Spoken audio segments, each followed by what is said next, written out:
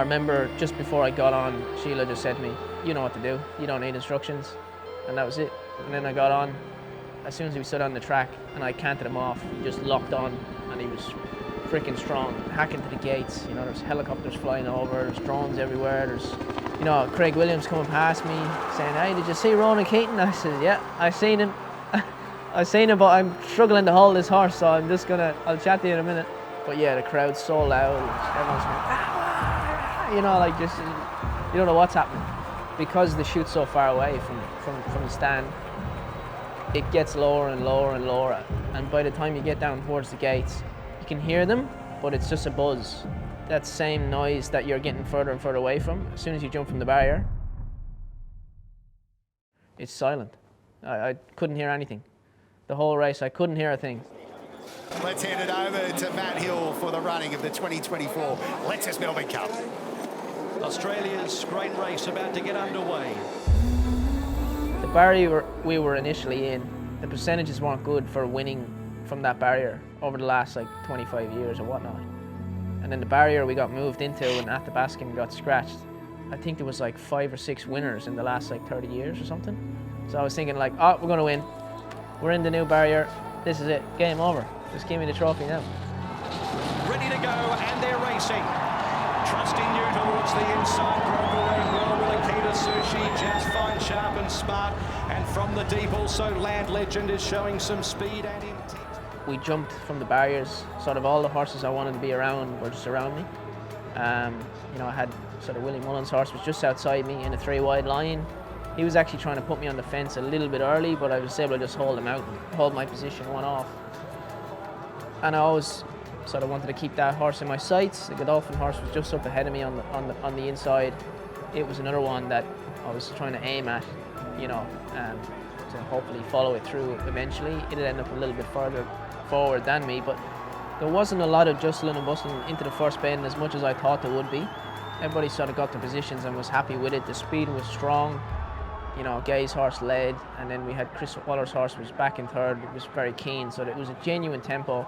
And pretty much from the time we jumped, probably into the first bend, we were just starting to get a rhythm, and then it was like everyone was just asleep.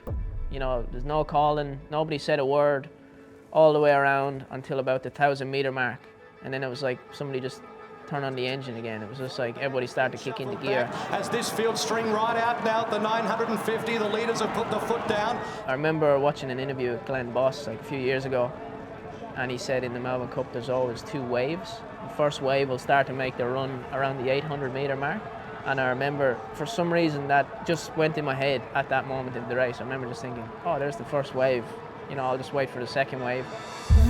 As soon as that second wave started to move, you know, the horses all around me, they started to pump, they started to come off the bridle. I started to sort of cut the corner through, and I wanted to ride him for luck. I gave him a couple of slaps with the whip. He started to pick up well, and I remember I had 2 horses in front of me. If these horses just got out of the way, it'd be fantastic.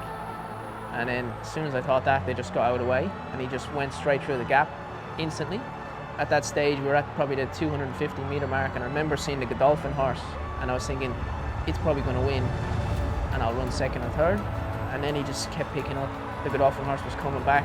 Everybody else was coming back. And I remember thinking a lot of swear words in my head, like, holy, we're gonna win. Knight's Choice, Warp Speed, they hit the line. It's a photo finish. Knight's Choice, I reckon, one from Warp Speed. You know, I was confident I won. And then the Japanese rider said to me, oh, did I win? And I was just like, oh, I hope not, because I think I won. I had a couple of riders canter past me, you know, and say, well done. You know, like I had like Ronnie Stewart came past me and he's like, how'd you go, mate? I was like, yeah, I think I won. All right, well, I ran 7th, and he just kept going. And I was just like, all right, sweet, mate. Knight's Choice is the winner. Robbie Dolan for John Simons and Sheila Lexon. Billy was the first one, the best. He just confirmed, like, he was like, you won, you know, and I was just like, unreal, this is mad. The first hour after winning the Melbourne Cup is just a complete blur. You're just sort of, you're pulled around from place to place. You're doing a million interviews. There's cameras everywhere, you know, and you're just speaking to so many different people. it's just like your adrenaline has peaked from winning that race, and then it's just sitting at its peak level for an hour after the race. It's just incredible. I just can't believe it. I just don't even know what to say anymore. When I went back to the jockey's room after doing the whole press conference and everything, and then there was another wave of getting greeted by all the other jockeys and trainers. When I finally took off all my gear and I got in the shower, I remember just going, holy fuck. I can't believe that's just happened. I don't think it'll ever sink in.